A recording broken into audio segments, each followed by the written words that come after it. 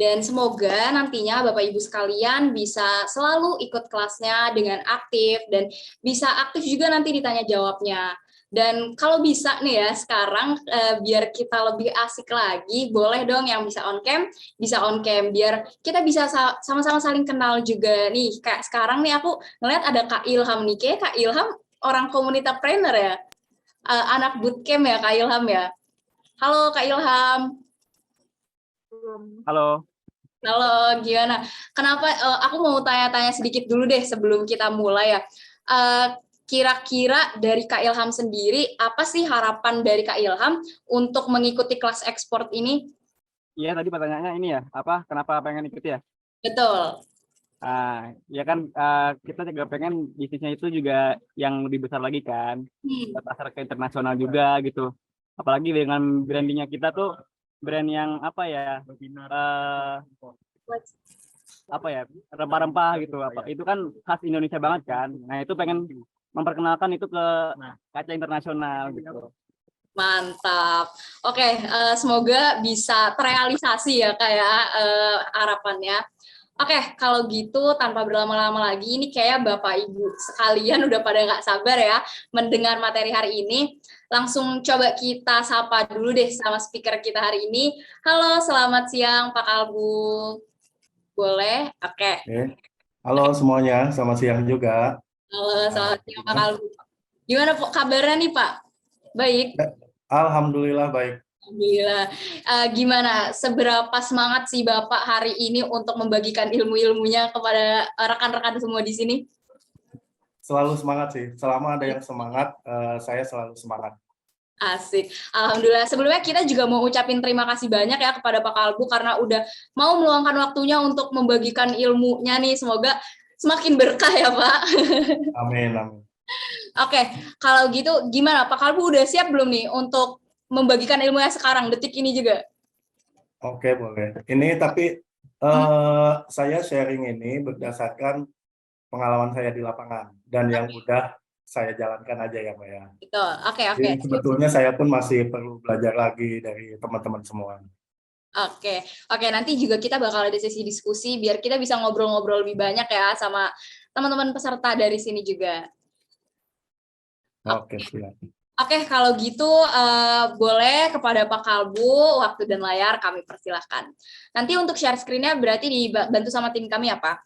Oke, siap. Oke. Oke, nama saya Kalbu Adi Taufik, salam kenal buat semuanya ya. Saya dari memulai UMKM itu semuanya udah awalnya sih dari tahun ini dari tahun 2016 ya. Awal perjalanan UMKM saya itu dari tahun 2016, terus tahun 2017 itu ikut lomba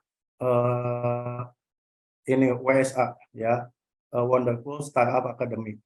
Dulu itu UMKM-nya tentang pariwisata gitu. Tentang pariwisata, terus saya bikin aplikasi pariwisata saat itu yang berbasis tour guide. Yang berbasis tour guide ya.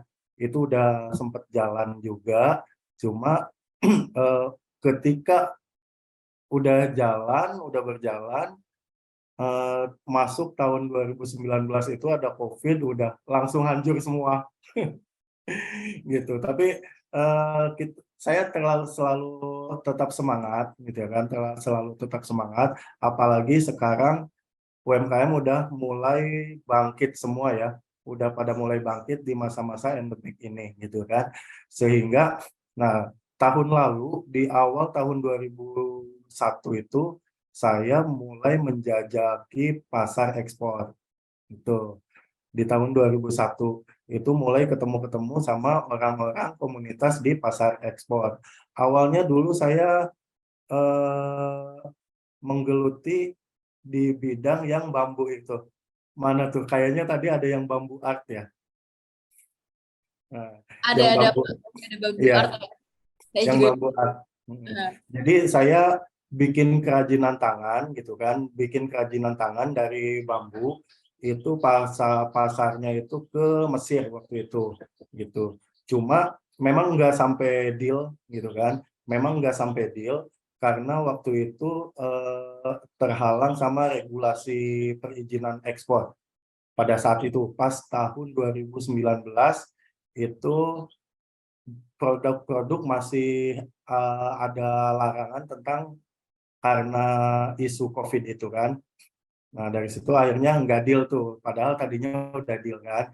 Nah, dari situ akhirnya bambu-bambu yang diproduksi itu saya masuk ke ini pameran yang di MotoGP Mandalika.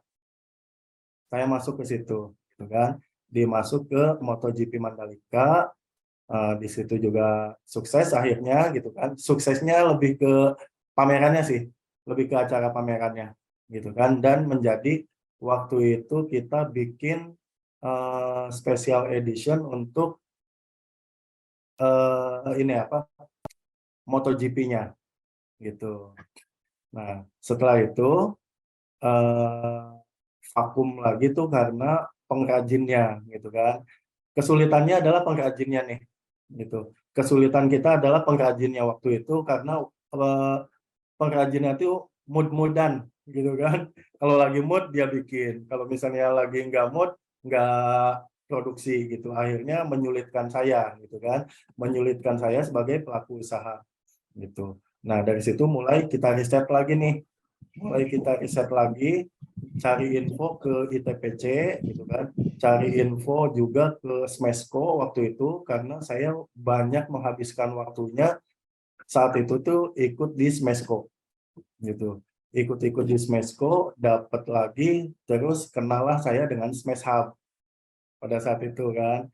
Nah, awal-awal perkenalan saya dengan Smash Hub itu dulu ketika saya ada project ekspor ini rumput laut, gitu.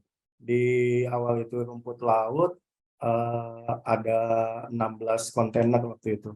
16 kontainer, 16 kontainer 40 feet. Itu kan ke pasar Cina.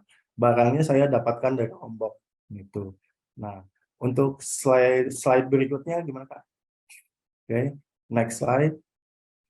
Nah, dari sini gitu kan, dari betapa pentingnya riset itu gitu kan, karena saya melihat kegagalan dari yang bambu itu kan, dari yang bambu itu karena saya emang kurang riset nih mengenai oh ternyata pengrajin itu kadang ada moodnya tinggi, kadang moodnya down gitu kan. Nah, mood-moodan akhirnya oh ya udah deh ini saya keep dulu aja gitu ya kan. Karena saya waktu itu kurang riset di situ. Nah, akhirnya gitu kita dan tim mulai ke titik fokus nih, mulai cari titik fokus. Kita mau main di apa gitu kan. Kita mau main di apa. Tadinya saya mainnya segala apa yang ada peluang itu selama ada peluang udahlah sikat aja gitu kan. Tapi sekarang eh, udah mulai mengerucut nih, udah mulai mengerucut. Nah, jadi sebetulnya titik fokus UMKM itu dia lebih ke diri kita dulu, gitu kan. Nah, diri kita sebagai owner dari perusahaannya nih, gitu ya kan. Perusahaan kita akan dibawa kemana, gitu kan. Nah, titik fokusnya adalah di dalam diri kita dulu, terus sehingga kalau misalnya kitanya udah kuat, maka budaya di perusahaan kita juga akan kuat juga gitu. Kalau kita semangat, anak buah kita juga pasti semangat dong. Karyawan-karyawan juga semuanya pasti semangat gitu kan. Nah, itu nilai-nilai dan visi-visi itu yang awalnya kita bangun ulang lagi gitu kan, supaya perusahaan kita ini setidaknya bisa kuat untuk diri sendiri aja dulu gitu kan.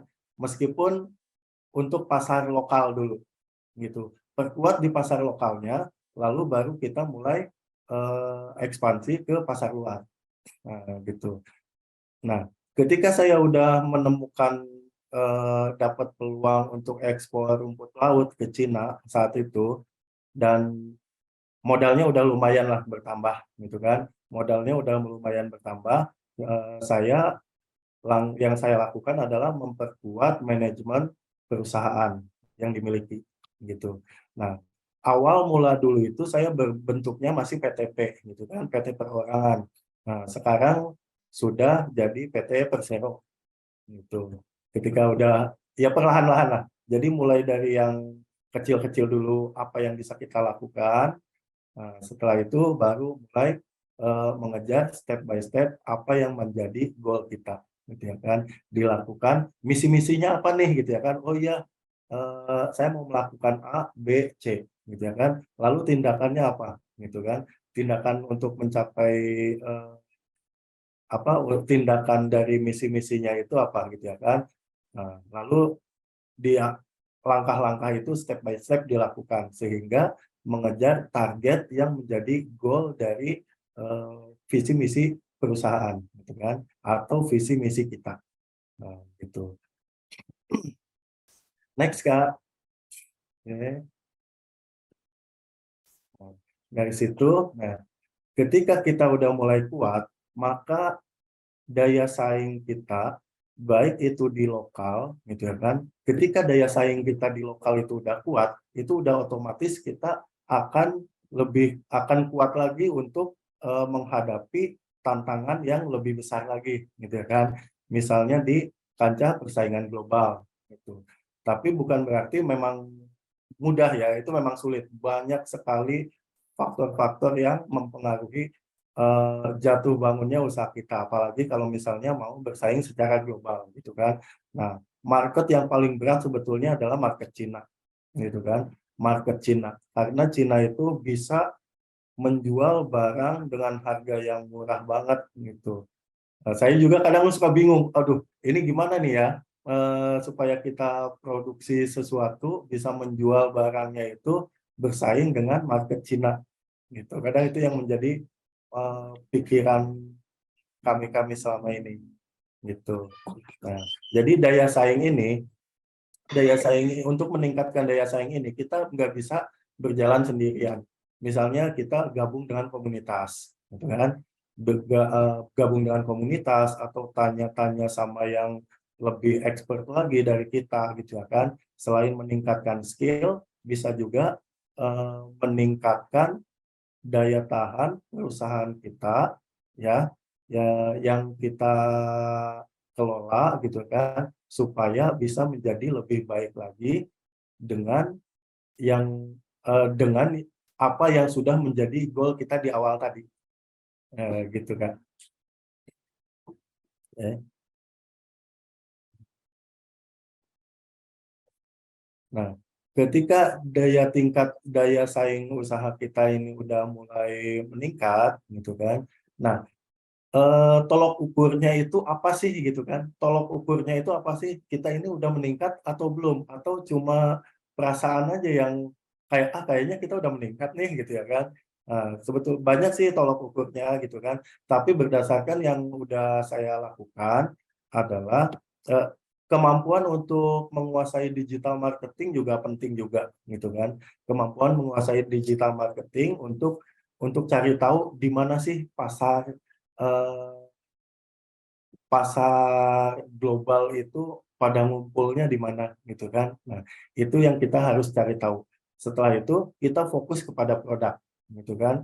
Nah, karena sejauh apapun kita cari pengetahuan atau cari tahu mengenai sesuatu gitu, pengetahuan tentang produk yang akan kita jual itu lebih utama deh, gitu kan, lebih utama. Jadi apa yang akan kita jual ini, kita harus tahu mengenai produk kita yang akan dijual. Sehingga kalau misalnya ada buyer dari entah itu baik lokal maupun dari internasional, itu kita akan bisa menjelaskan mengenai produk yang kita jual, gitu kan. Oke, next.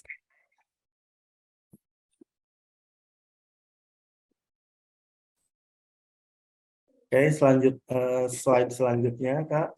Nah, untuk menyusun goal-goal yang sudah saya lakukan itu, saya sebetulnya ada ada strategi tertentu yang kita lakukan, gitu kan. Contohnya ada strateginya. Yang pertama yaitu nih, bentar Kak. Nah, strategi ekspor itu. Nah, strategi ekspornya itu pertama yang udah kita lakukan yaitu mencari pengetahuan tentang produk, harus menguasai produknya, gitu kan? Harus menguasai produknya, gitu. Produk knowledge-nya itu emang benar-benar harus kita kuasain.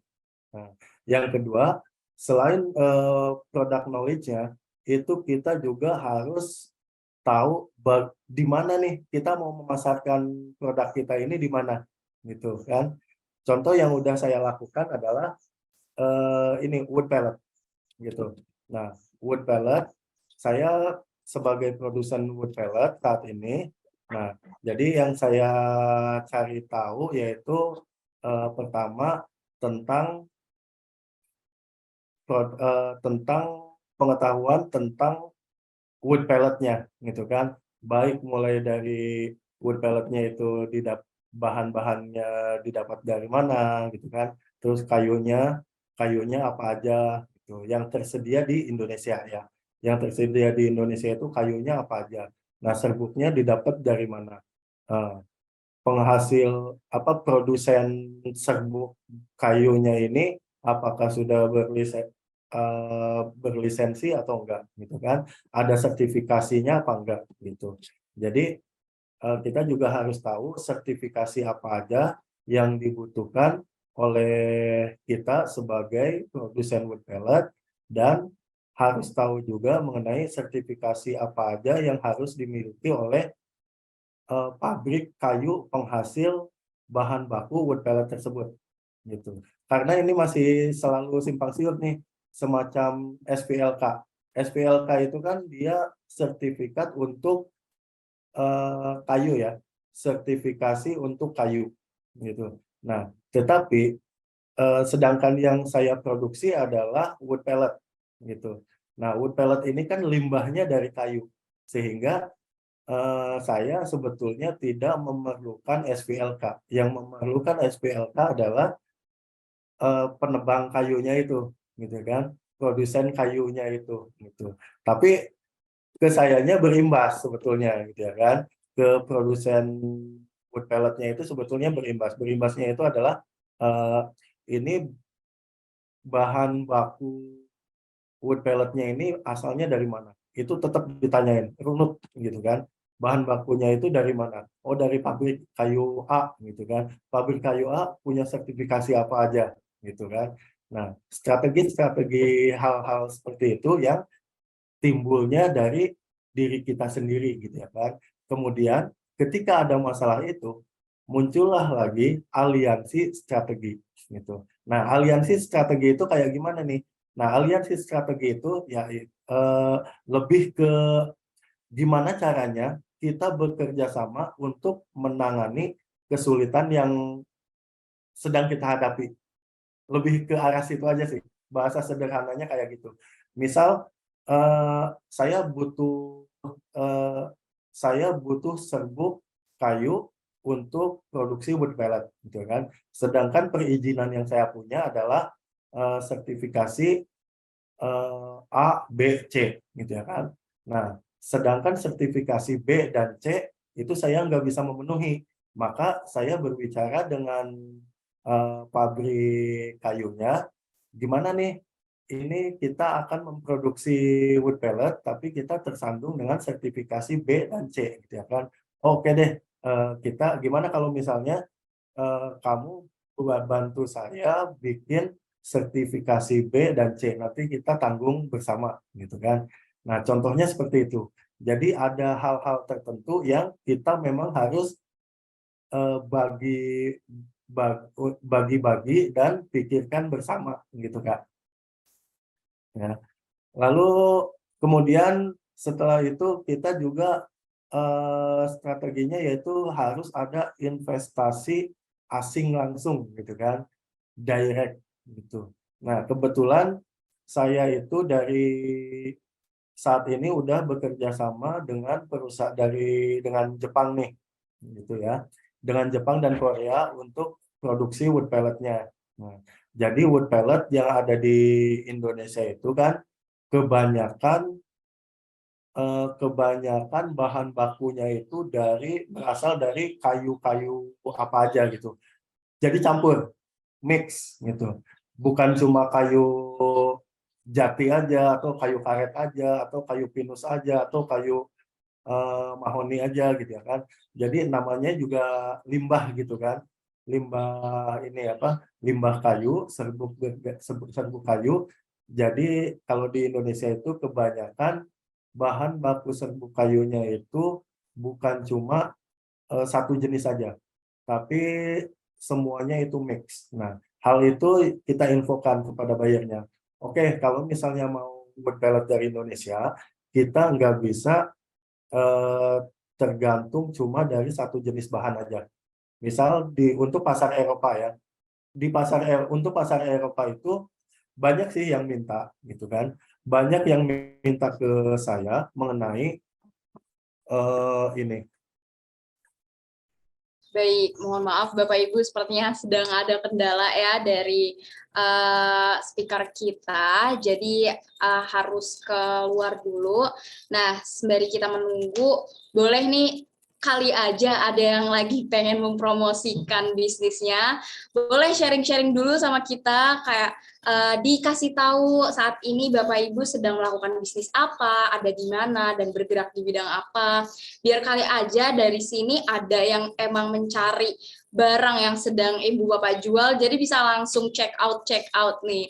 Boleh siapa mungkin yang mau sharing-sharing bisa raise hand-nya, biar kita bisa ngobrol-ngobrol terlebih dahulu sembari nunggu speaker kita join lagi. Iya, oke. Oke, nggak ada kah nih?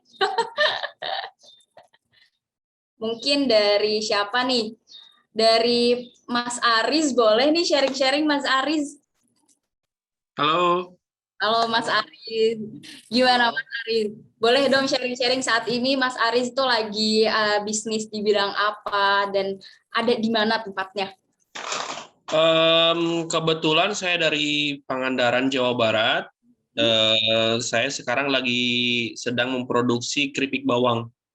Oh, keripik bawang. Keripik bawang. Dari bawang merah dan dari petani sekitar itu diambilnya. Membudayakan petani lokal ya, hebat. Nah, betul sekali. Oke, kalau misalkan jualannya itu biasanya di mana Mas? Apakah udah ada di e-commerce apa gimana? Kebetulan kalau di online itu baru ada di Shopee sama TikTok aja, sama Marketplace. Kalau di offline-nya itu baru sekitaran Jawa Barat aja. Oke, berarti kalau misalkan offline tuh ditaruh di warung-warung gitu kah atau emang punya tokonya sendiri? Enggak, kita lebih masukin ke kayak gerai oleh-oleh gitu. Oh, I see. Iya, Pak. Kan emang Market. banyak wisatawan ya ke Pangandaran juga. Iya, betul sekali. Nah, Gitu. namanya apa nih Mas? Belum dikasih tahu nih nama produknya. Namanya Tepa-Tepa. Tepa-tepa. Oke. Nah, teman-teman buat yang lagi cari cemilan boleh nih langsung coba dicek aja di Shopee Tepa-tepa. Oke, thank you banget Mas Aris atas sharing-sharingnya. Ya. Oke, sudah adakah untuk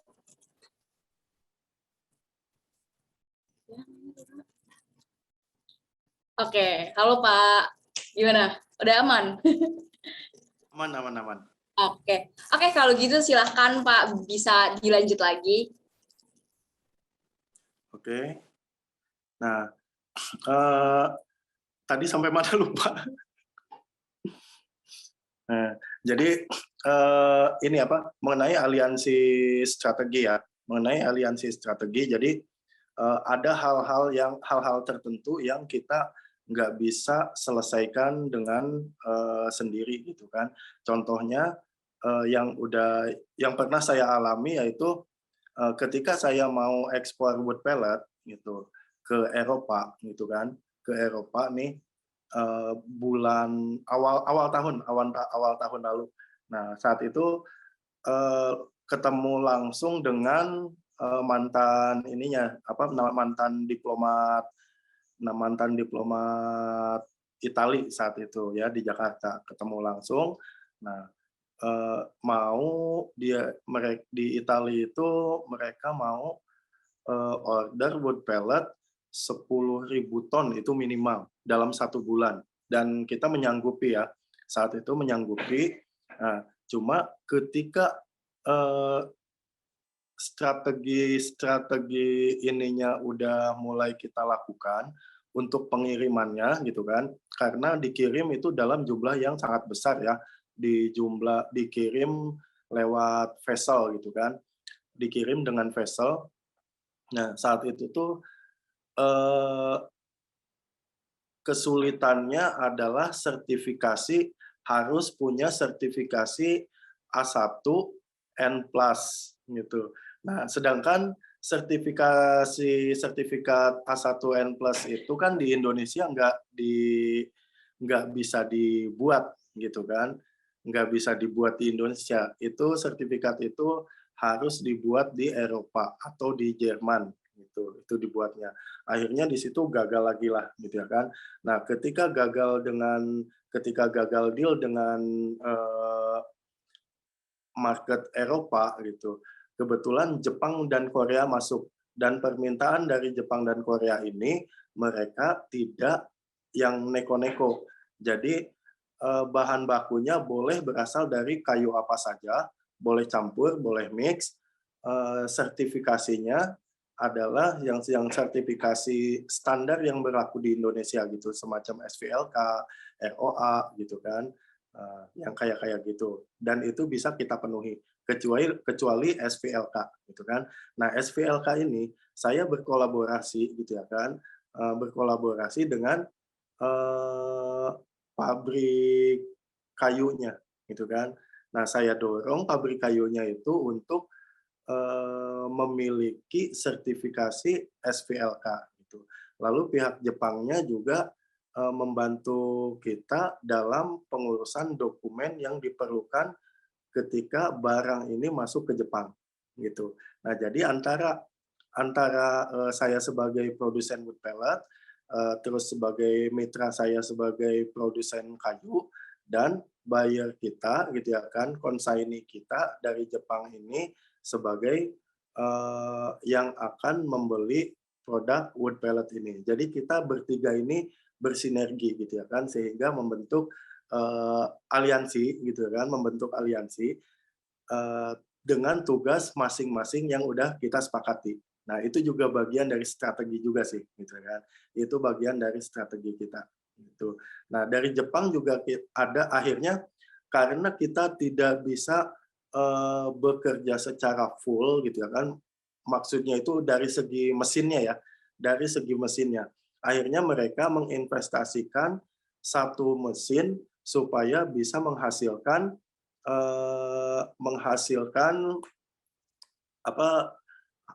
meningkatkan produksi kita gitu ya kan. Nah, jadi yang dulu itu per bulan itu kita cuma bisa produksi 25, yang tadinya 1 hari itu cuma bisa memproduksi 2.000 ton gitu kan per hari itu. Sekarang udah bisa menghasilkan 5.000 ton per hari gitu. Begitu sih itu. Terus next-nya Kak, slide next-nya. Ya.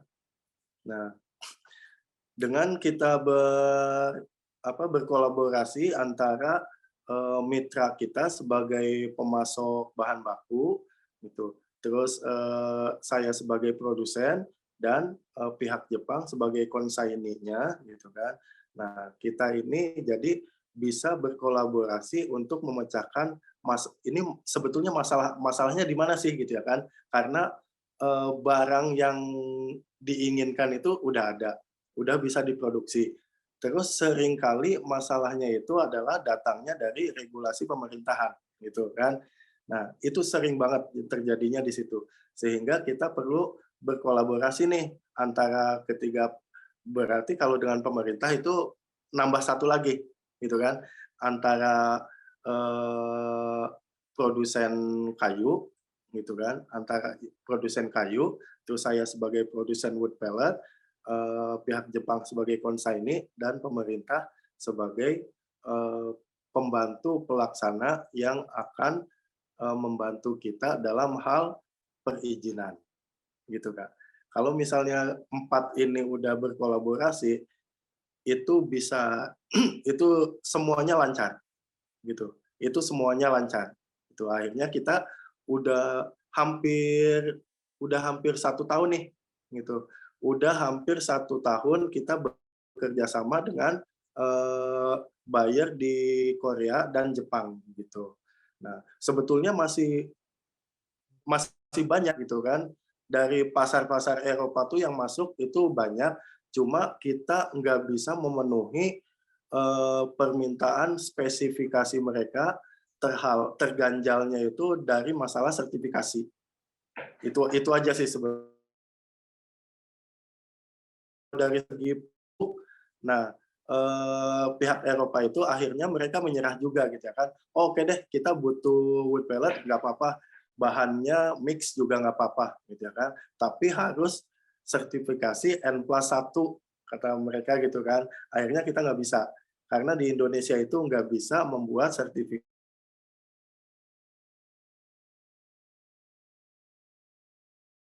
Lebih banyak kerjasama dan memasarkan produk wood pellet itu ke Jepang dan Korea, gitu kan. Next.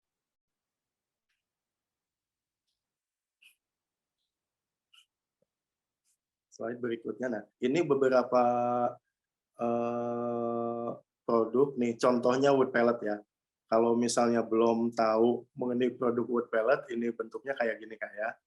Tuh.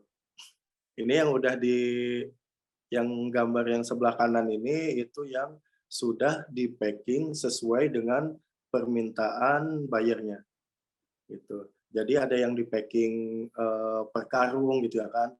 Nah, di dalam karungnya itu ada yang meminta diplastikin dulu baru di karung. Nah, ini yang diplastikin dulu. Jadi untuk packing itu, spesifikasi semuanya tergantung kita memenuhi permintaan buyernya. Buyernya itu maunya seperti apa dan kayak gimana. Oke, next Kak. Nah, ini grafik kosong belaka ya. Jadi karena ini cuma menunjukkan bahwa kesempatan potensi ekspor produk Indonesia di pasar global itu selalu meningkat dari tahun per tahunnya, gitu kan. Nah, selalu meningkat gitu kan dari tahun per tahunnya, baik itu untuk produk makanan maupun untuk produk yang tidak dikonsumsi, gitu. Itu selalu meningkat. Gitu. Oke, next Kak. Nah, metodologi, gimana sih penyusunan metodologi untuk melakukan riset pasar itu? Setidaknya ada 3 cara untuk mendapatkan data pasar global gitu. Yang udah kita lakukan, yang udah kami lakukan,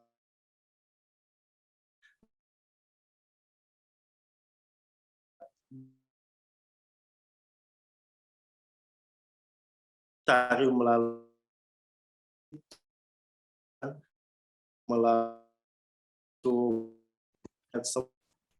internet. Kita nah itu udah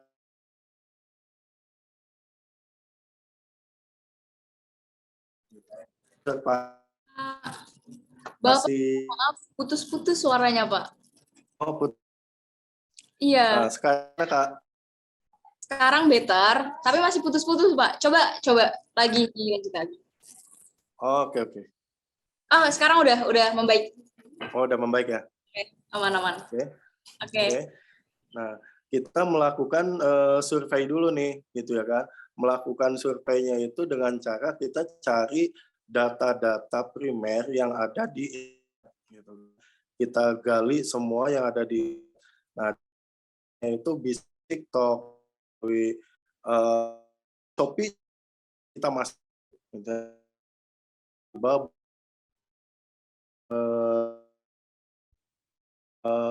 E-commerce kita masukin semua itu, kita survei mengenai produk yang kita jual nih, gitu kan. Setelah itu kita lakukan observasi nih, gitu kan. Oh iya, ini produk wood pellet, gitu kan, ternyata banyak dibutuhkan di Eropa nih, gitu kan. Nah, kalau di Eropa ini gimana ya, Eropa ini butuhnya spesifikasinya yang kayak gimana sih, gitu kan. Nah, kita observasi itu di situ. Terus orang Eropa ini bayarnya, dia wataknya orang Eropa ini gimana sih, gitu kan. Karena yang saya lihat, antara orang Amerika, bayar dari Amerika, bayar dari Inggris, terus bayar dari Itali, Jepang, Korea gitu ya kan, Cina, Thailand gitu. Itu mereka punya karakteristik yang macam-macam gitu kan. Nggak sama gitu. Kalau dari Eropa dan Australia nih, mereka lebih ke ini siapa, lebih ke easy going gitu. Yang penting kamu boleh ngerjain kayak gimana pun, yang penting barang gue oke. Istilahnya kayak gitu. Ya, untuk bayar-bayar dari Amerika, Eropa sama Australia itu. Itu si wataknya kayak gitu. Tapi kalau Cina kita harus betul-betul detail gitu. Ketika mereka itu puas, bayar dari Cina ini puas, dia pasti akan repeat order lagi ke kita dan nggak akan bakalan mau gitu order ke orang lain meskipun harganya murah gitu. Nah, itu Cina kayak gitu, Kak. Gitu kan. Nah, setelah udah melakukan observasi gitu ya kan, kita lakukanlah eksperimen. Nah, dulu ketika saya membuat awal-awal wood pellet itu gitu kan, untuk pasar yang Jepang ini, kita juga melakukan eksperimen dulu nih setelah observasi, setelah survei langsung gitu ya kan. Terus setelah observasi mengenai produk dan orang-orang baik tentang bayarnya, sifat-sifat mereka gitu ya kan, karakteristik mereka. Nah, kita langsung eksperimen produknya. Kita 2 bulan itu membuat sampelnya itu supaya bisa supaya bisa sampai fix. Saya buat sampai fix, sampai betul-betul pihak Jepangnya tuh, oh iya ini oke. Dengan standar kita ini sudah oke. Lalu ketika produknya sudah fit, gitu kan, langsung kita produksi massal gitu kan, dan langsung diberikan mesin juga tuh, pihak Jepangnya berinvestasi di satu mesin di kita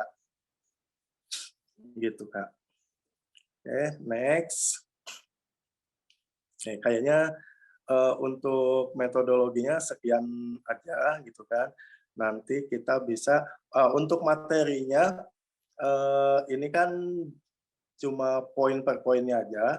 Nanti besok saya akan share materinya, materi lengkapnya ke Smash Hub ya. Nanti mungkin biar Smash Hub yang membagikannya kepada teman-teman semua. Oke. Baik. Oke, makasih banyak banget Pak sebelumnya atas penyampaian materinya, dan juga nanti materinya akan kami share secepatnya ya setelah di-share oleh Pak Kalbu. Oke, terima kasih banyak Pak atas materinya. Ini sangat insightful karena saya juga baru belajar nih di dunia ekspor, jadi baru tahu ternyata kalau misalkan mau mengekspor barang tuh sangat kompleks ya. Banyak hal yang harus kita persiapkan. Dan ini sekarang kita masuk ke sesi Q&A, dan tadi tuh udah ada beberapa pertanyaan Pak di chat, tapi mungkin kami dahulukan untuk orang yang raise hand ya. Oke, boleh untuk Kak Maura. Halo Kak Maura. Halo Kak. Halo Kak. Boleh mau tanya? Izin perkenalkan, saya dari izin perkenalkan Kak. Saya Maura Najwa Maitsa dan mahasiswa tingkat Kak Yang pertama itu masalah yang sering terjadi tadi yang disebutkan Bapak adalah regulasi dengan pemerintah. Nah, yang saya ingin tanyakan regulasi dengan seperti apa yang sering bermasalah dengan pemerintah. Terus masalah apa aja yang sering terjadi ketika kita ingin ekspor melakukan kegiatan ekspor seperti itu. Yang kedua, Kak, tadi Bapak ada chat di kolom komentar, kalau belum punya produk bisa jadi trader dulu. Nah, boleh tahu Kak cara-caranya menjadi trader seperti apa? Seperti itu Kak. Terima kasih. Assalamualaikum warahmatullahi wabarakatuh. Thank you Pak Maur atas pertanyaannya. Boleh Pak langsung dijawab, ini banyak ya pertanyaannya ya. Ya, boleh. Tadi yang pertama itu apa? Kesulitannya, regulasinya, contohnya apa gitu kan ya. Nah, contohnya itu adalah ini sih, untuk regulasi saat ini yang dengan pemerintah gitu ya kan, lebih ke perizinannya. Misal dalam hal ekspor nih gitu kan, dalam hal ekspor itu kita kan harus tersambung dengan INSW gitu ya kan, yang single window itu. Nah, itu kadang bisa dilakukan, tapi waktunya itu lama gitu. Nah, sedangkan kita butuhnya tuh kalau eksportir itu butuhnya satset gitu kan. Nah, dari pemerintahnya itu kadang lama gitu kan, bisa seminggu, bisa 2 minggu. Nah, lebih ke arah itunya aja sih. Tapi ya alhamdulillahnya semua bisa dijalani kalau untuk saat ini gitu ya kan.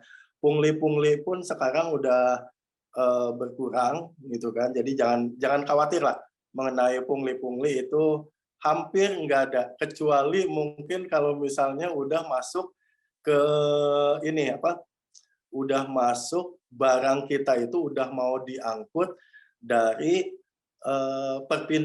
perpindahan dari kontainer gitu ya kan, dari logistik ya, dari logistik mobil distribusi ketika mau dipindahkan, dimasukin ke kontainer, terus ke kapal. Nah, biasanya di situ tuh yang banyak pungli itu biasanya di pelabuhannya gitu kan. Nah, itu di pelabuhannya. Kalau untuk perizinan dengan pemerintah, regulasinya itu kesulitannya adalah mereka kadang nggak bisa tepat waktu. Kita butuhnya 14 hari misalnya gitu kan. Kadang kalau misalnya dengan berhubungan dengan pemerintah tuh kadang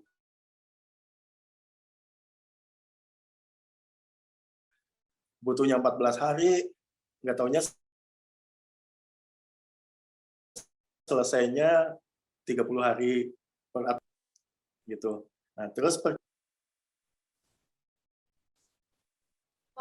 mohon maaf, masih halo, sekarang. macet-macet nggak nih? Ya, oke, sekarang udah better, udah aman.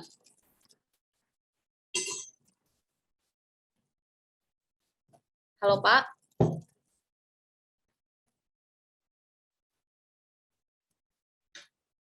Oh, sepertinya sedang terkendala. Freeze nggak? Oke, ini ada lagi Pak suaranya. Oke. Ya. Tadi putus-putus. Ya, sekarang udah aman. Ya. Oke, boleh dilanjut Pak. Yang pertanyaan keduanya itu gimana tadi ya? Untuk trader ya. Iya Kak Maura. Untuk Iya Kak. kan tadi gimana sih gitu ya kan awalnya menjadi trader itu gitu ya kan.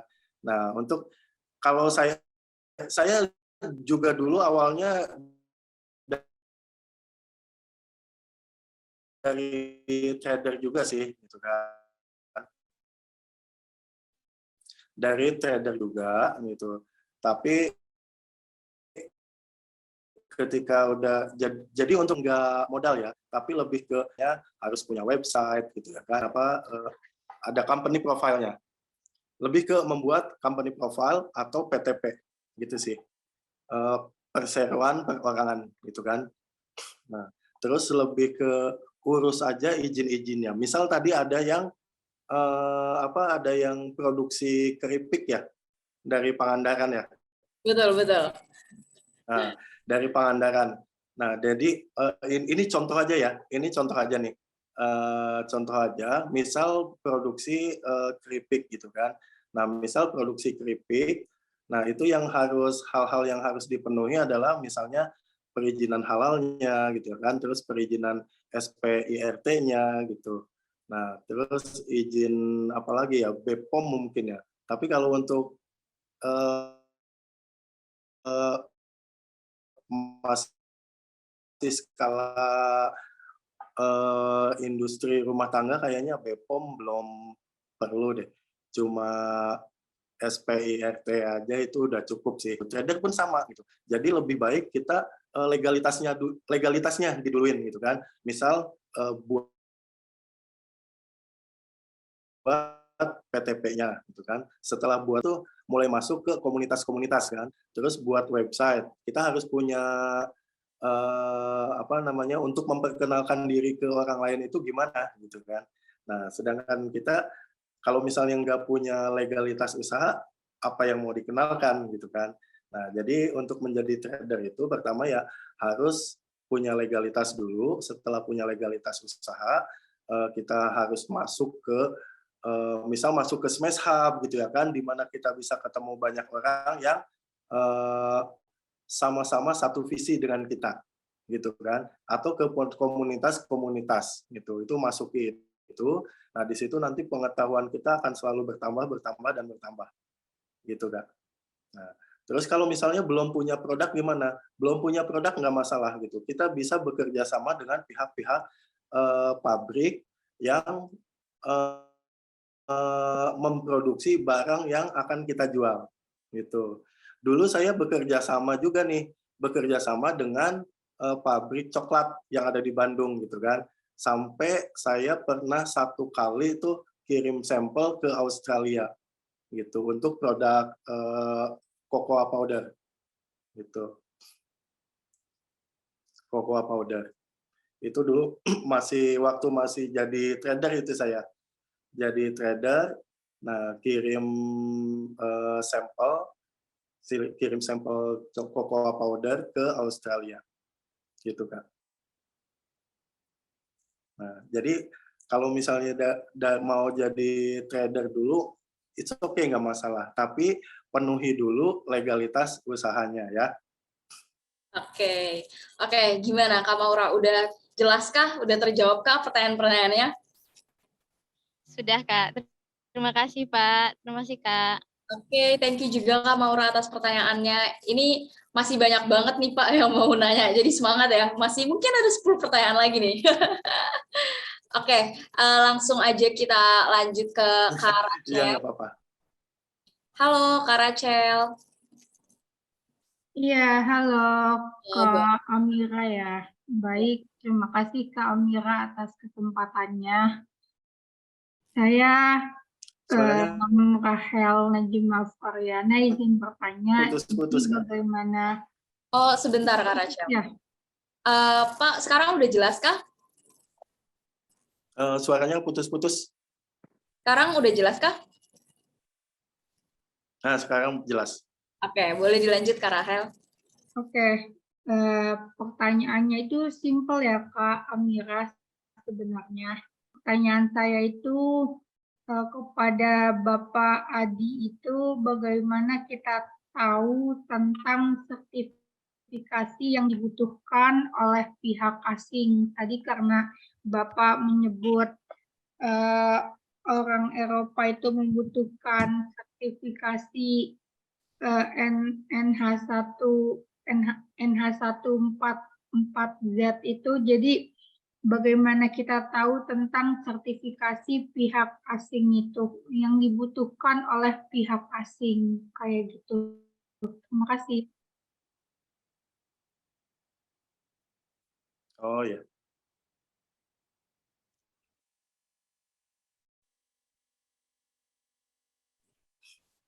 Oke, Pak. Ya, boleh langsung dijawab, Pak. Oh ya. Nah, untuk mengetahui sertifikasi apa saja yang diperlukan, gitu kan? Itu pasti sudah ada di di surat permintaan, di surat, jadi ketika si buyer ini tertarik dengan produk kita, gitu kan, dia akan mengirimkan surat permintaan gitu ke kita, gitu kan. Nah, di dalam surat permintaannya itu, surat permintaan barang itu, si buyer ini pasti menyertakan spesifikasi yang dibutuhkan dan sertifikasi apa aja yang harus kita penuhi. Nah, jadi kita kalau misalnya masih asing nih gitu ya kan, waduh ini sertifikat apa ya gitu ya kan, kalau yang ini sertifikat apa lagi nih gitu. Nah itu ketika bayarnya minta, misal ketika buyer minta wood pellet ke saya gitu ya kan. Nah, spesifikasi sekian sekian sekian. Terus sertifikatnya yang harus ada adalah sertifikat N+1 gitu kan, kata dia gitu misalnya. Nah, kita kan awalnya nggak tahu nih sertifikat N+1 itu apa gitu ya kan. Baru tuh di situ kita cari tahu gitu. Kalau misalnya kita belum tahu ya. Nah, kalau misalnya belum tahu, nah itu kita cari tahu nih apa sih sertifikat N+1 itu gitu kan. Soalnya di Indonesia kan cuma ada ROA dan COA aja gitu kan. Analisis aja gitu. Nah, di Indonesia cuma standarnya itu. Jadi saya waktu itu cari tahu nih N+1 itu apa gitu ya kan. Terus dia dibuatnya di mana, biayanya berapa. Kalau misal kita menjual harga barang itu, harga produk ini sekian, kira-kira ketutup enggak gitu kan, dengan sertifikasi kita bisa untuk sertifikasi. Biasanya saya win-win solution nih dengan bayarnya. Kita tawarkan win-win solution. Pak, ini kan kita butuh sertifikasi yang Bapak butuhkan di kita.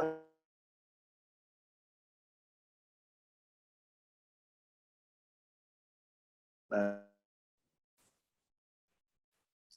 Halo Pak, suaranya putus-putus Pak. sekarang Oke, udah ada. Oke, boleh dilanjut mungkin?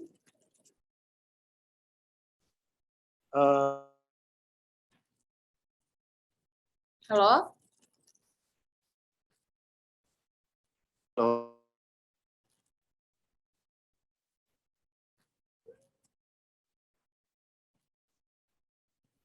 Mungkin kalau misalkan off-cam bisa lebih lancar Pak sinyalnya?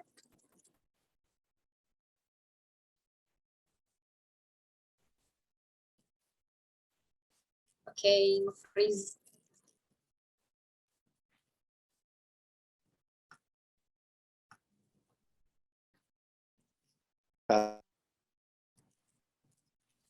Ya, oke. Halo Pak? Ya, halo. Ya, oke, udah better. Boleh dilanjut Pak. Cara yang dibutuhkan. Halo Pak, mohon maaf masih belum ada suaranya. Oh, masih belum? Nah, sekarang udah ada. Ya, hilang-hilangan ya. Ya. Oke. Sekarang udah oke. Oke. Nah, jadi untuk tahu sertifikasi apa aja yang dibutuhkan, itu biasanya sudah ada di surat permintaan barang, gitu ya kan, yang dikirimkan oleh buyer kepada kita, gitu sebagai produsen. Gitu. Itu di dalamnya itu udah terperinci semuanya.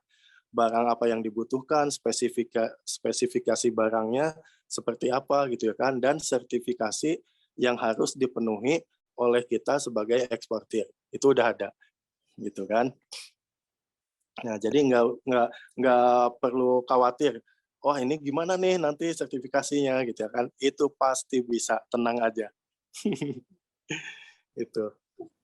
Oke, bagaimana Kak Rachel? Apakah sudah terjawab pertanyaannya? Ya, sudah Kak. Terima kasih ya Oke. Kak Alfira dan Bapak Adi atas jawabannya. Makasih banyak juga Kak Rachel atas pertanyaannya. Oke, sekarang kita langsung lanjut aja nih Pak ke pertanyaan lain. Karena untuk mempersingkat waktu, soalnya banyak banget ini pertanyaannya, mungkin kita bisa mulai dari chat dulu ya. Ini ada dari Kak Cintia, mahasiswa kewirausahaan UPI. Izin bertanya, Kak, untuk penentuan ide produk, barangkali adakah ide bisnis ekspor untuk pemula? Lalu pertanyaan kedua, untuk metode observasi dalam riset pasar global, apakah harus dengan kita datang secara langsung ataukah mempelajarinya dari sumber-sumber internet saja udah cukup? Gitu, Pak. Oke. Nah, untuk mengetahui produk apa nih sebagai pemula gitu ya kan. Nah, itu bisa melakukan riset-riset melalui internet aja udah cukup sih sebetulnya ya. Itu buat saya seperti itu. Nah, karena contohnya yang udah saya lakukan nih, yaitu riset sebetulnya di TikTok. Karena TikTok ini emang saat ini kan TikTok lagi hype banget gitu kan. Nah, jadi saya lihat saya lihat data-data yang ada di TikToknya tuh. Kan dia di tampilan baik di tampilan live ataupun live shopping gitu kan, atau mengenai produk apa aja yang paling laku gitu. Nah, dari situ aja udah kita kelihatan gitu kan. Dari situ aja udah kelihatan tuh. Ternyata yang tertinggi itu adalah produknya skincare, terus makanan gitu kan. Nah, jadi bisa mulai dari situ aja dulu gitu kan. Kalau misalnya bisa memproduksi skincare, ya lebih baik gitu kan, produksi sendiri gitu kan. Atau misalnya kalau misalnya belum bisa membuat skincare sendiri gitu, bisa bekerja sama dengan UMKM yang sudah duluan masuk ke ranah itu gitu. Kebetulan nih saya lagi bikin produk ini madu dan jahe merah yang ada di Bogor dan ada di Baduy gitu kan. Jadi saya juga membina UMKM yang ada di Baduy gitu. Jadi orang-orang Baduy saya membina orang Baduy luar untuk memproduksi minuman jahe merah gitu. Itu contohnya seperti itu sih. Jadi nggak harus kita datang langsung gitu ya kan. Melalui internet aja udah cukup sih gitu kan. Udah cukup banget di situ Kak. Oke. Berarti emang sekarang internet tuh sangat membantu ya, dengan adanya internet bisa mempercepat proses kerja kita juga. Nggak usah wasting time, wasting money, harus pergi ke sananya juga. Oke, terima kasih banyak Kak Cynthia atas pertanyaannya. Terus pertanyaan kedua masih dari chat dulu. Ini dari Kak Lydia Ina. Katanya mau nanya Pak, gimana sih cara menanggulangi resiko reject dari barang yang quality yang kita ekspor? Iya. Nah, untuk menangani reject itu ya quality barangnya kita gitu ya kan. Kita memang ada biasanya quality control check-nya itu untuk lokal itu untuk perusahaan sendiri kita ada gitu ya kan. Kita memang ada orang yang khusus buat quality control barang gitu. Di kita itu ada. Nah, terus di kedua pihak itu ada sebetulnya gitu ya kan. Dari kita sebagai produsen wood pelletnya itu ada orang quality controlnya gitu kan. Dari pihak buyer juga ada quality controlnya. Dan mereka itu memang kalau kata mereka ini jelek, ya kita harus mau nggak mau gitu ya kan. Mau nggak mau kita harus memperbaiki produk gitu ya kan. Kalau misalnya dibilang jelek atau nggak layak, tanyain aja ke quality control pihak buyernya. Di sana ini bagian mananya nih yang harus kita perbaiki gitu. Minta spesifiknya gitu ya kan, penilaian reject-nya dia itu seperti apa gitu. Lalu kita perbaiki. Setelah diperbaiki, kita kasih sampelnya lagi nih ke si QC-nya ini gitu kan, ke QC yang dari buyernya.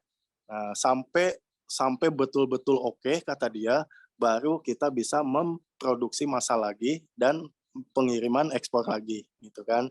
Nah, terus ada nggak sih yang nakal-nakal kayak gitu? Ada gitu kan. Sebetulnya itu ada gitu. Misal barang kita sebetulnya oke, barang kita bagus gitu ya kan. Cuma itu akal-akalan si buyernya aja gitu ya kan. Akal-akalan si buyernya aja yang katanya barang kita reject lah, barang kita jelek lah gitu ya kan. Ketika barang udah dia terima gitu kan. Nah, ini tolok ukurnya kayak gimana nih? Kalau misalnya kita udah pede, barang kita udah sesuai sebetulnya dengan spesifikasi yang dia minta gitu kan. Dia pasti akan repeat order lagi ke kita gitu kan. Nah, tolok ukurnya cuma itu aja sih. Meskipun barang kita dibilang jelek, meskipun barang kita dibilang reject gitu, kalau misalnya dia order lagi ke kita gitu kan, itu pasti dia mengakui secara pribadinya gitu ya kan, bahwa produk kita ini memang bagus. Nah, tolok ukurnya seperti itu. Jadi nggak usah pusing juga tentang itu gitu ya kan. Yang penting kita pede dengan barangnya. Ketika ada komplain kita dengerin dulu aja, lalu lakukan apa yang menjadi komplainan dia gitu kan. Perbaiki produk kita. Setelah itu tingkatkan kinerja kita. Kalau memang udah yakin, udah sesuai dengan yang diharuskan oleh QC-nya, ya udah maju aja terus meskipun barang kita dibilang reject. Toh nanti kalau misalnya emang betul mereka ini cuma jahil doang gitu ya kan, pasti akan repeat order. Itu udah pasti itu, Kak. Oke, yang penting pantang menyerah lah ya, Pak. Oke, thank you Kak Lydia Ina atas pertanyaannya.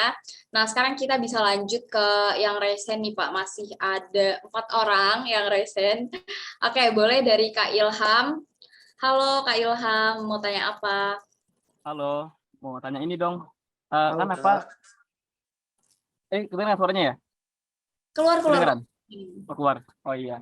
Kan gini ya, waktu itu kita sempat nyoba nyari pasar juga di ekspor Malaysia gitu. Nah, ternyata setelah beberapa nyoba-nyoba nyari tahu, ada tipikal beberapa distributor yang itu dalam hal pembayarannya. Ada yang pembayarannya itu sistemnya konsinyasi, ada yang sistem pembayarannya itu pembayaran langsung gitu. Dan kebanyakan yang kita tawarkan itu tuh pasti ujungnya dia maunya nitip dulu gitu. Kebanyakan kayak gitu.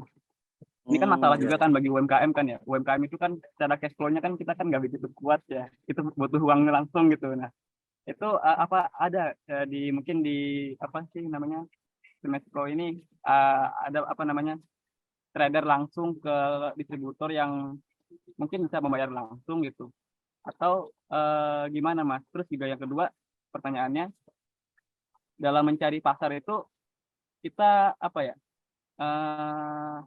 ini kan butuh relasi ya, link ya, butuh orang yang kenal mungkin orang Indonesia yang ada di sana gitu, yang betul. Bisa naungin UMKM sebenarnya itu kita nggak punya kapasitas relasi untuk menjangkau pasar sana gitu.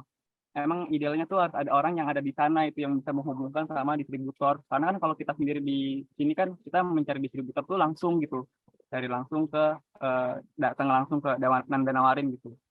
Kalau di ini ada nggak sih yang kayak gitu? Terus juga pembayaran itu kira-kira apa resikonya? Misalkan ada nggak sih yang itu pembayar langsung atau nitip tapi udah pasti gitu penjualan pembelian gitu. Kayak gitu sih pertanyaannya sih. Oh iya. Iya. Okay. Sama ini arti bagi pertanyaannya. Karena kita masih UMKM ya. Karena baru dapat izin halal, baru dapat izin PIRT gitu.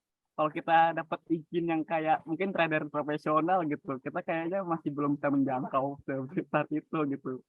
Nah ini sebenarnya UMKM kan nggak ada daya, tapi pengen berusaha ke sana gitu. Itu gimana Mas? Pak itu ada yang ini nggak namanya gitu. Semua menjawab hal yang itu semua. Oh, oke. Banyak banget nih Pak pertanyaannya. Mungkin boleh langsung dijawab. Tapi lebih ke ini sih gitu ya kan. Jadi isunya adalah tentang pembayaran gitu ya kan, tentang pembayaran, tentang koneksi kita di luaran sana gitu ya kan. Nah terus gimana nih kita kan UMKM nih, kita punya daya apa gitu ya kan. Sebetulnya kita ini sangat-sangat berdaya sekali gitu ya kan. Pokoknya jangan khawatir. Jangan pernah berpikir bahwa oh kita UMKM, kita kecil gitu ya kan. Nah, kenapa disebut UMKM? UMKM itu klasifikasinya cuma berdasarkan modal aja sih. Sebetulnya itu gitu ya kan. Kalau misalnya dananya kita punya modal misal 20 juta ke bawah gitu. Oh ini klasifikasinya kecil gitu ya kan. Kalau 20 juta sampai 100 juta misal itu menengah. Kalau 100 juta ke atas wah itu udah besar. Diklasifikasikannya cuma berdasarkan modal. Tapi bukan berarti bahwa UMKM ini kecil. Kecil memang, tapi cuma modalnya aja. Tapi bukan berarti produknya kita ini untuk produk kalangan bawah, enggak gitu kan. Jadi mindsetnya jangan ke arah situ ya. Mindsetnya itu kita UMKM tapi kita bisa memproduksi barang yang bagus gitu ya kan. Barang yang enggak kalah kualitasnya dengan barang-barang yang diproduksi oleh perusahaan besar. Lebih ke situ dulu gitu. Nah, terus gimana caranya? Kita kan nggak punya koneksi di luar gitu ya kan. Nah, untuk koneksi di luar itu kita Indonesia itu carilah negara tujuan ekspor yang ada perwakilan Indonesia di sana. Misal di Malaysia ada ITPC Malaysia, di Dubai ada ITPC Dubai, di Meksiko pun ada ITPC gitu ya kan. Nah, kita masuk aja ke situ. Jadi pertama kita harus daftar dulu di INA Ekspor gitu kan. Masuk dulu, kita menjadi anggota INA Ekspor. Setelah itu kita baru punya bisa mengakses dan minta bantuan di ITPC gitu kan. Misal mau mengirim mau ekspor keripik tadi nih dari Pangandaran gitu kan, atau mau ekspor kerajinan bambu gitu ke Mesir gitu kan. Cari dulu nih supaya kita transaksinya kita aman gitu kan. Kita mau transaksi dengan Mesir gitu ya kan. Maka kita cari dulu nih di sana di Mesir kira-kira ada ITPC apa enggak ya gitu ya kan. Kalau misalnya ada langsung aja minta kontaknya. Mereka open kok gitu ya kan sama UMKM itu. Semua ITPC ini semuanya open orang-orang Indonesia itu. Jadi nggak ada yang jaim, nggak ada yang apa. Baik-baik semua gitu ya kan. Pasti dibantu untuk UMKM yang membutuhkan bantuan koneksi gitu ya kan. Nah, jadi jangan takut juga karena apa? Dengan kita bergabung dengan ITPC, kita nanya ke ITPC, itu kita bisa tanyain, Pak kira-kira ini saya ada yang minta ekspor nih gitu ya kan, ada yang minta barang ini ke kita, perusahaannya betul apa enggak nih, nanti dicek tuh perusahaannya sama ITPC-nya, kalau misalnya iya maka lanjutkan gitu kan. Nah terus untuk isu pembayaran ya, ada yang konsinyasi, ada juga yang dibayar cash langsung gitu ya kan. Nah kalau untuk win-win solution-nya lebih baik untuk pembayarannya itu diperkuat dengan surat kontrak gitu kan. Ketika kita akan melakukan ekspor kerjasama jual beli gitu kan, nah itu harus jelas term pembayarannya di surat kontrak itu disaksikan dengan ITPC nih sebagai penengahnya gitu kan. Nanti ketika ada one prestasi misalnya gitu, nanti kan bisa diselesaikan oleh ITPC gitu kan. Nah seperti itu sih Mas. Tapi kita juga nggak bisa memaksakan si bayarnya ini wah harus cash nih gitu ya kan, karena kita UMKM, nggak harus gitu juga sih gitu ya kan.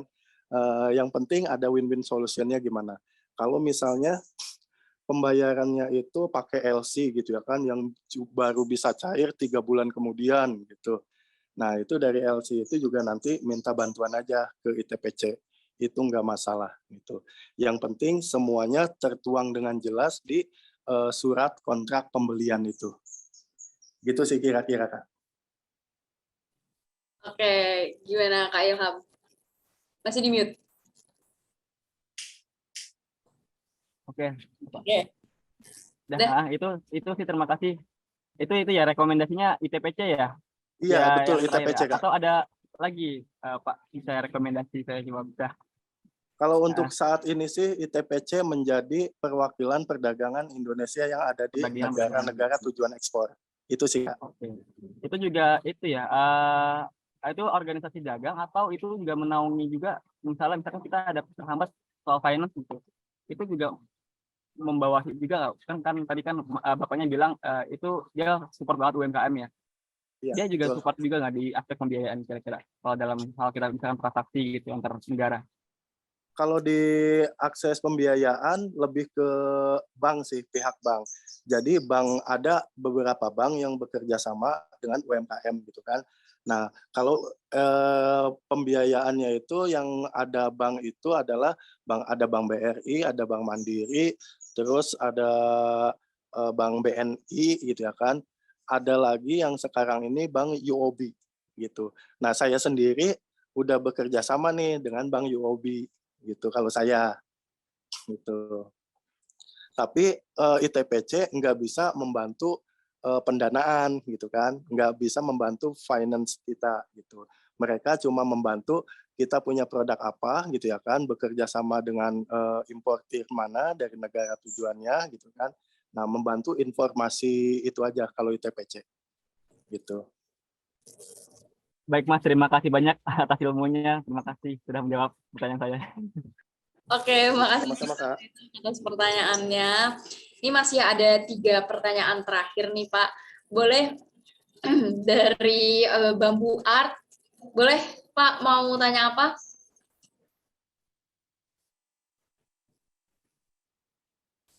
Masih di mute. Bentar. Kayaknya saya kenal Bambu Art nih. Kayak kenal nih, waduh. Kayak tahu, kayaknya saya tahu deh. Kayak untuk hostnya boleh tolong di-unmute. Oke, udah. Udah. Ya, bisa. Oh ya Pak, perkenalkan nama saya Muhammad Fauzi, Bambu Art Indonesia, lokasi saya di Cimahi. Yang pengen saya tahu itu kan Bapak tadi 2000 berapa yang ke Mesir itu risetnya gimana tuh biar menemukan si buyer dari Mesir, kan jauh, otomatis kan nggak akan mungkin tiba-tiba orang bisa tahu di sana ada itu gitu kan, apakah via website atau apapun itu gitu kan. Jadi biar oh ya nyarinya di website ini atau website mana gitu kan. Nah, terus mau tanya juga yang di Mesir itu cari produknya, produk bambu yang seperti apa, apakah misalnya home decor atau apa gitu kan. Terus regulasi yang harus disiapkan seperti apa gitu kan. Kebetulan kan saya juga di custom product sebetulnya. Terus saya sebenarnya ikut di sini itu lagi cari link sebetulnya, cari link untuk bisa masuk ke Starbucks. Sebetulnya kan saya bukan di kopi, saya ini lagi bikin packaging kopi dari bambu buat Starbucks. Kayak gini. Keren Pak, keren. Kayak gini, terus produksi saya kayak gini. Ini sama Starbucks juga, packaging dari bambu gitu. Cuman yang saya itu kan susah buat cari masuk ke perusahaan-perusahaan besar, gimana cara strateginya biar masuk, atau misalnya hubungi siapa, kan kita nggak tahu juga gitu kan. Kayak gitu sih Pak sebetulnya.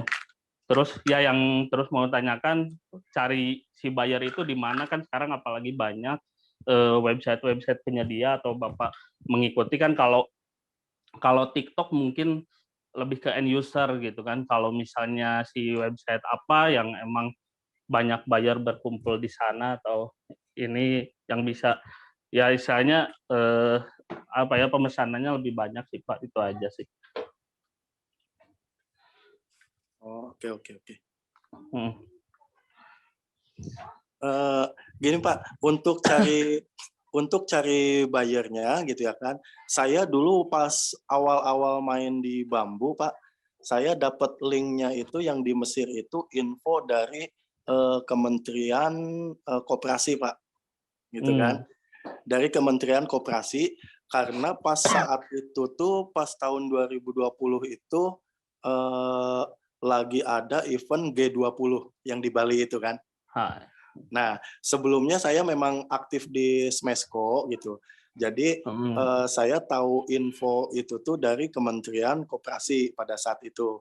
Nah, dari Kementerian Koperasi itu dikasih ke saya, langsung saya eksekusi gitu ya kan. Nah, itu linknya itu sebetulnya langsung dari bayarnya Pak. Jadi langsung dikasih bayarnya, kontak bayarnya sama Kementerian Koperasi itu. Saya dikasih, terus kita komunikasi langsung gitu kan. Yang dibutuhkan saat itu adalah produknya itu tumbler. Oh, tumbler. Tumbler dari bambu kan. Iya. Nah, terus langsung saya memproduksi itu. Yang pengrajinnya itu saya ambil dari Sukabumi, Pak. Oh iya. Sukabumi, Nah, ya. bambunya juga ngambilnya dari Sukabumi karena waktu Ya, itu bambu dari Sukabumi kan bagus-bagus tuh gitu kan. Ya. Nah, saya jadi untuk linknya, untuk link Bapak sebaiknya kalau misalnya di internet itu kan memang banyak segalanya, tapi kita nggak tahu bagaimana cara menyaringnya, kan gitu kan? Iya, betul, Pak. Nah, kalau misalnya bingung kayak gitu, mendingan didatengin aja Kementerian Koperasi, terus Kementerian Perdagangan, terus Smesco, terus Smeshub gitu ya kan. Itu di situ yang banyak banget informasi mengenai bayar apa aja yang kita butuhkan sesuai dengan produk kita. Nah, itu masukin komunitas-komunitas itu, Pak, supaya kita dapat link-link bayar gitu. Nah, terus bagaimana sih caranya supaya barang kita ini bisa masuk ke Starbucks misalnya, Pak ya? Nah, untuk kalau barangnya masuk ke Starbucks, saya juga belum pernah punya pengalaman kalau untuk ke situ. Tapi saya udah pernah bekerja sama dengan official merchandise untuk MotoGP di Mandalika tahun lalu. Oh iya. Nah, jadi yang saya buat adalah tumbler-tumbler yang temanya MotoGP, dibikin sirkuit gitu. Kalau yang Bapak produksi itu kan tadi gambarnya Starbucks ya? Iya. Nah, kalau yang saya buat itu sirkuit MotoGP di Mandalika gitu. Nah, itu gimana cara dapat linknya? Langsung ditembak aja, Pak. Langsung ditembak ke bagian ininya bagian admin atau bagian salesnya, Pak. Bagian sales Starbucks-nya tuh. Langsung aja ajukan, tawarin gitu ya kan produk kita. Jadi yang perlu disiapkan adalah katalog produknya, Pak. Gitu kan. Katalog, kirim aja kartu namanya, yang perlu dikirim itu surat penawaran, terus kartu nama kita, terusnya katalog produk gitu, sama company profile. Nah, empat elemen ini aja udah cukup, Pak. Gitu kan. Nanti kalau misalnya mereka tertarik, yang akan dia datengin adalah medsosnya kita nih. Misal Bapak punya Instagramnya gitu kan. Nah, ntar dibuka-buka sama dia gitu. Kalau misalnya tertarik, langsung akan kontak. Itu biasanya seperti itu, Pak. Gitu. Karena saya pun dulu gitu, waktu menawarkan kerjasama dengan official merchandise MotoGP itu, saya langsung tembak bagian salesnya gitu kan. Saya kirim katalog, kartu nama, company profile gitu kan, dalam bentuk PDF ke email mereka gitu. Nah, terus mereka ternyata tertarik setelah melihat postingan-postingan saya gitu ya kan. Akhirnya bekerja sama, saya bikin waktu itu 3.000 tumbler gitu, 3.000 tumbler gitu untuk MotoGP. Sekarang pun saya masih bikin lagi, tapi bukan produk bambu untuk MotoGP ini gitu. Iya. Masih bekerja samanya bikin boneka kalau sekarang, Pak. Bikin boneka kayak yang bantal-bantal tidur yang kayak gitu, sama kaos. Itu yang saya produksi. Oke, siap. Kira-kira oke nggak tuh? Maksudnya jelas nggak, Pak ya? Nah, kan tadi kata Bapak apa sih sebutnya? Katalog dan sebagainya. Kalau misalnya kita sekalian kirim barangnya, oke nggak itu menurut Bapak gitu? Itu lebih bagus sih. Kalau kayak gitu lebih bagus. Oh iya, oke, siap. Siap, Pak. Jadi langsung bisa dirasain ini kehalusannya kayak gimana gitu ya kan. Terus produknya kayak seperti apa, itu lebih bagus juga. Jadi nanti itu biasanya kalau di Starbucks itu mereka dibundling, Pak. Nah, jadi barang yang Bapak bikin itu, kalau misalnya itu kan untuk tempat kopi ya, gitu Iya, kan. Nah, packaging. packaging kopi ini beli kopi sekian, ini dengan bundlingnya, packagingnya kayak gini gitu, dari bambu Oh iya, itu. iya. Kayak gitu sih. Yang saya desain itu kan untuk 100 gram kopi, Pak. Betul, betul. Nah, Langsung aja Pak, tembak aja bagian salesnya tuh. Iya, siap, Pak. Ya, semoga bisa lolos. Oke, Amin. thank you Pak atas pertanyaannya. Ini tersisa 2 penanya lagi nih Pak. Untuk dari Mas Aris, boleh Mas Aris mau tanya apa?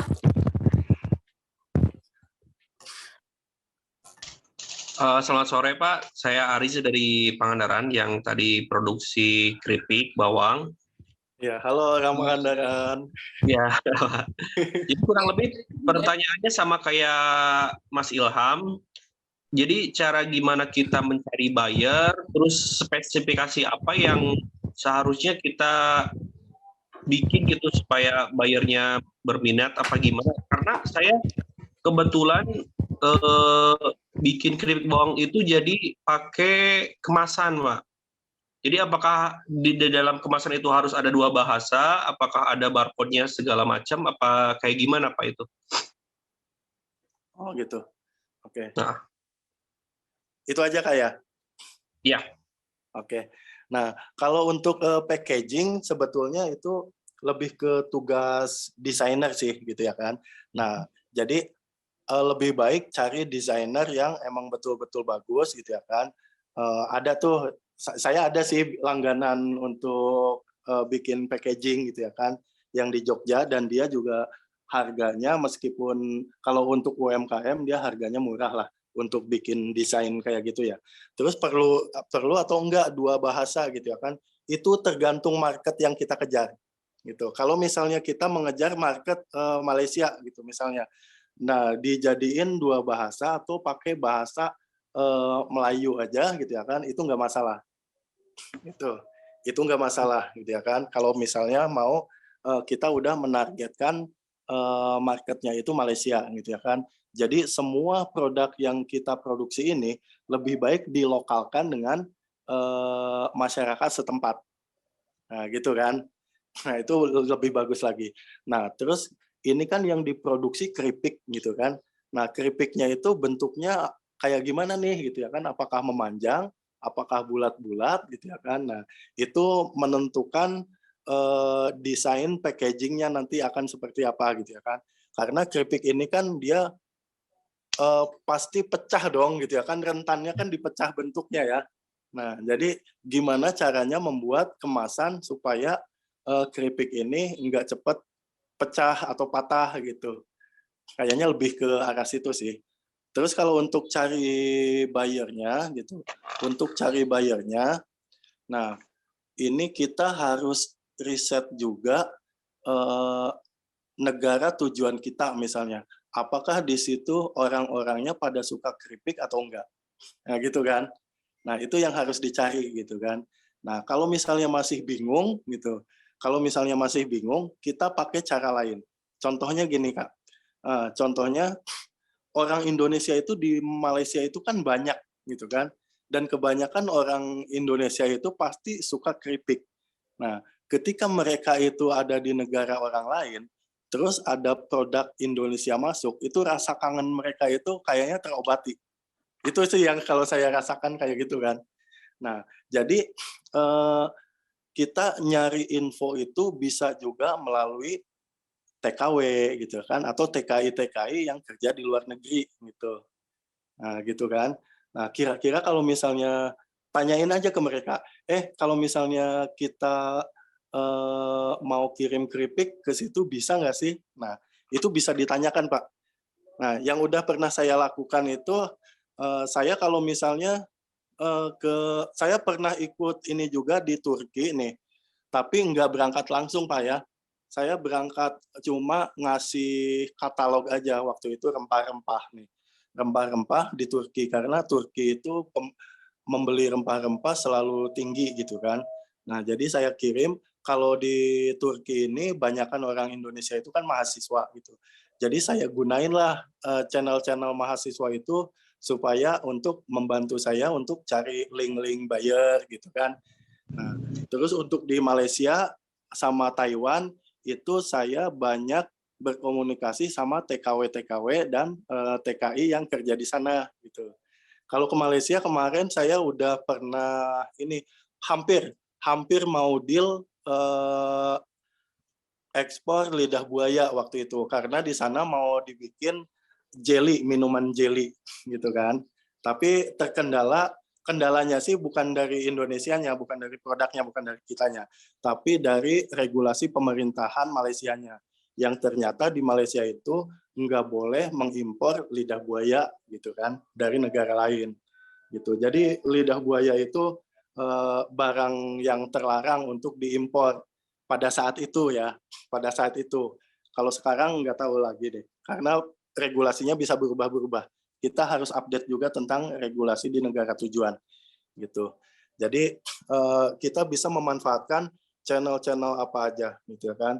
Kalau dari Taiwan dan Malaysia saya pakainya info itu dari TKW dan TKI yang kerja di sana. Kalau dari Turki, Mesir itu saya minta bantuan ke mahasiswa gitu. Gitu sih Kak. Sama ini Pak, berarti gini ya, berarti kalau tiap negara tujuan yang mau kita ekspor itu bahasanya harus sesuai dengan negara tujuan yang kita mau masukin gitu ya? Lebih baiknya sih kayak gitu. Jadi kita melokalkan produk kita dengan budaya setempat. Jadi nggak pakai semua rata pakai bahasa Inggris gitu Pak? Iya, pakai bahasa Inggris pun nggak masalah sih. Jadi ada dua bahasa, bahasa Inggris dan bahasa lokal gitu kan. Nah kayak gitu. Terus nama produknya kita harus riset juga nih. Nama produknya di kita misalnya tepa-tepa gitu kan. Nah ternyata tepa-tepa di Mesir itu ternyata mengandung bahasa yang jorok. Nah itu berarti kan nggak boleh. Nah, riset-riset kecil seperti itu menentukan juga sih sebetulnya. Sama ini Pak, tadi kan ke Mas Ilham itu bilang kita bisa lewat INA Ekspor sama ITPC ya Pak ya? Iya betul. Nah, apakah itu bisa juga buat nyari buyer yang di sana Pak? Bisa Pak. Gitu. Begitu. Kalau untuk tapi kakaknya harus ini Pak, harus daftar dulu di INA Ekspor gitu ya kan. Daftar dulu di website INA Ekspor bahwa menjelaskan bahwa kita ini adalah UMKM, bergeraknya di apa, produksinya apa gitu-gitu.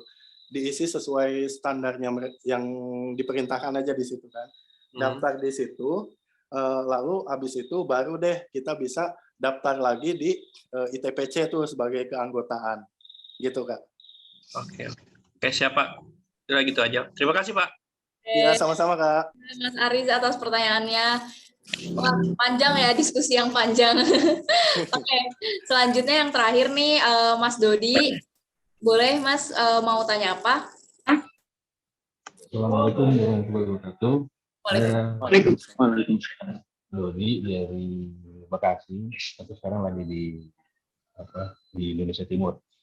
Oke, yang pertama saya mau tanya, kan tadi udah ngebahas cara cari buyer di TPC atau INA Ekspor. Itu sudah saya lakuin, saya udah punya akunnya. Mungkin kemungkinan nextnya nanti akan saya perbaiki profile INA Ekspor saya. Yang kedua, gimana sih kita tahu cara tahu harga pasaran produk yang kita jual? Kayak misalnya saya jual bikin produk pupuk organik cair, saya produksi itu. Nah, saya pengen tahu nih pasarannya misalnya di Uni Emirat Arab misalnya di daerah sana, itu harga pasarannya berapa? Jadi kita bisa tahu target market yang kita jual ini ketinggian atau kerendahan. Itu yang pertama. Karena pengalaman saya pernah dapat dikontak juga dari beberapa buyer. Contoh kemarin lobster air tawar dari Singapura harganya makannya parah banget gitu. Terus saya jual dengan harga di lokal aja taruhlah harganya sekian dolar, tapi di Singapura mereka nawarnya karena mungkin dia permintaannya sih nggak banyak ya, 1 ton aja. Cuman permintaannya nggak penawarannya nggak masuk akal gitu. Itu yang pertama.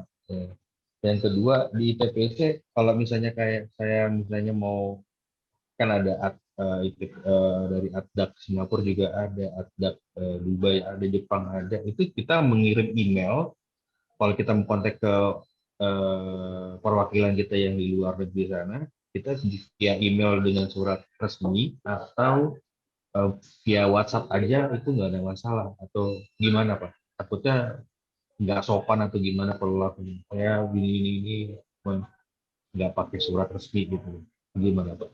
Itu yang kedua, itu aja. Terima kasih banyak. Assalamualaikum. Waalaikumsalam. Oke, yang dulu lupa nih pertanyaan yang pertama. Dari harga pasar aja ya Pak. Oh iya, untuk kemahalan atau malah kemurahan gitu kan? Nah, untuk tahu info kayak gitu, kalau yang udah pernah saya lakukan dan beberapa teman-teman lain gitu kan, nah itu kita tuh nanyain ke negara tujuannya. Misal di waktu di Malaysia lah gitu kan, kita ke Malaysia dulu coba. Nih, waktu di Malaysia untuk pasar, saya kan nggak tahu harga mengenai lidah buaya itu berapa sih gitu kan. Nah, yang saya cari tahu adalah di supermarketnya Kak, gitu kan. Nah, di supermarket memang kebetulan di Malaysia itu ada lidah buaya yang dijual per pelepah gitu kan. Nah, per pelepahnya itu di sana tuh 4.000 gitu. Per pelepahnya itu harganya 4.000. Jadi kalau misalnya 1 kilo itu biasanya isinya itu ada yang sekitar 7 sampai 8 pelepah lah. Itu 1 kilo gitu kan. Jadi 4.000 dikali 8 sekian, sekitar sekian itu. Ternyata harganya itu di pasaran mereka itu 50.000 lah per kilo gitu kan. Sedangkan di Indonesia itu per kilonya itu cuma 3.000 gitu kan. Di Indonesia harganya cuma 3.000. Nah, pernah akhirnya kita jualnya kemurahan nih. 1 kilo itu kita jual 24.000 kan. Masih terlalu bukan 24, tapi waktu itu dijualnya 15.000 per kilo. Ternyata di sana harganya itu 50.000 per kilo gitu. Nah, ketika saya udah tahu tuh harganya ternyata lebih terlalu murah, akhirnya kita langsung nego ulang lagi gitu kan sama si bayarnya. Pak, ternyata kita ngasih harganya terlalu murah nih gitu ya kan. Gimana kalau misalnya kita nego ulang lagi lah biar win-win solution. Akhirnya mereka mau gitu kan. Didapatkanlah harga 35.000 nih per kilo gitu. Kita sepakat di situ, akhirnya jadilah gitu kan. Nah, cuma karena ada larangan pada saat itu 8 bulan yang lalu tuh masih ada larangan mengenai ekspor lidah buaya, akhirnya kita nggak jadi. Nah, yang mau jadi di ekspornya adalah barang yang udah jadi di sini. Jadi kita produksi dulu di sini skala kecil gitu kan. Nah, yang dikirimnya itu adalah barang yang setengah jadinya ke sana. Kita sepakatnya akhirnya kayak gitu tuh. Dengan UMKM di Bogor saya bekerja samanya. Nah, untuk tahu mengenai harganya itu nggak salah lah kalau misalnya kita cari informasi di pasar lokal gitu ya kan, atau di toko-toko supermarket misalnya. Itu kita jadikan patokan dulu nih. Harga end user itu misal 50.000. Kita kan bisa ngitung nih gitu ya kan, bisa ngitung harga produksi sekian, harga ini sekian, sehingga bisa didapatkan harga mentahnya tuh gitu ya kan berapa sih. Nah, gitu Kak. Kira-kira kalau yang udah saya lakukan gitu ya kan untuk riset penentuan harganya gitu. Terus mengenai yang keduanya itu tadi apakah ya? ITPC cara kontak ITPC atau untuk apakah melalui email ataukah WhatsApp langsung gitu ya? Lebih bagusnya sih lebih bagusnya melalui email, Kak, gitu ya kan. Jadi tahan ego kita untuk selalu mendapatkan jawaban yang cepat gitu ya kan. Kita sebagai sender gitu ya kan, ngirim, kadang suka ada ego, aduh ini kok nggak dibalas-balas, lama banget gitu ya kan. Nah, ego-ego seperti itu yang harus kita hilangkan gitu ya kan. Karena yang kita wakili bukan diri sendiri gitu, melainkan perusahaan kita gitu kan. Jadi kalau misalnya kita kirim surat penawaran kah, atau minta bantuan kah, atau minta info, itu melalui email resmi gitu. Yang ada kop suratnya kah atau apalah gitu ya kan. Nah, itu melalui email. Saya biasanya seperti itu. Karena apa? Karena kita ini kan dari badan ke badan gitu ya kan. Nah, gitu kan. Dari badan usaha ke badan pemerintahan juga gitu. Jadi hubungannya itu enggak personal gitu kan. Kecuali kalau misalnya setelah itu kita diarahkan untuk kontak personal. Nah, biasanya kayak gitu, Pak. Nah, yang pernah saya alami waktu itu pas ekspor rumput laut gitu juga. Saya kirim surat resmi, email resmi gitu kan ke ITPC yang ada di Taiwan sama di Cina, baru dibalas besoknya. Alhamdulillah cepat waktu itu dibalasnya kan. Nah, karena kita selalu email-emailan terus gitu ya kan. Ketika email udah dibalas, saya balas lagi. Terus mereka balas lagi. Kita berbalas email, mungkin dianya pusing gitu ya kan. Nih Pak, kontak ini aja kata dia gitu ya kan. Kontak Miss Chen aja nih gitu. Akhirnya baru tuh di situ saya kontak-kontakan secara pribadi kan. Nah, terus gimana kalau misalnya kita udah kontekan secara pribadi nih gitu ya kan, mengganggu waktunya apa enggak? Saya dulu pernah diomelin, Pak. Gitu kan. Saya nggak sabaran gitu pada saat itu. Malam-malam, udahlah malam-malam, terus weekend lagi gitu ya kan, saya nge-WA mengenai nanyain info mengenai rumput laut, diomelin sama dia, Pak. Gitu, karena weekend gitu. Nah, kita harus mempertimbangkan hal itu juga, gitu. Jadi sampai sekarang ketika kita sudah sekarang sih udah saling save nomor gitu ya kan. Jadi kalau misalnya saya udah punya produk apa, mereka nanya atau mereka nanyain punya produk ini enggak gitu ya kan. Meskipun kita nggak main di bidang yang itu, tapi kita bisa merekomendasikan teman kita gitu. Misal si Miss Chen ini menghubungi saya, kamu ada punya produk pupuk organik nggak gitu ya kan. Nah, karena kebetulan saya udah kenal sama Bapak nih, jadi saya bisa rekomendasiin gitu. Banyaknya seperti itu, Pak. Kalau misalnya kita udah masuk ke komunitas itu, udah ada di dalam circle-nya. Jadi nggak usah khawatir, langsung aja bisa. By emailnya itu melampirkan company profile juga berarti ya? Iya betul, Pak. Yang saya lampirkan biasanya dalam email itu kartu nama, company profile, terus katalog gitu ya kan. Itu yang udah wajib banget lah, udah baku. Katalog harus ada harganya atau enggak?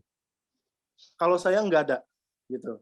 Kalau saya nggak dikasih harganya. Supaya apa? Supaya mereka penasaran dan ada hal yang mereka tanyakan ke kitanya gitu. Jadi ada feedback-nya gitu.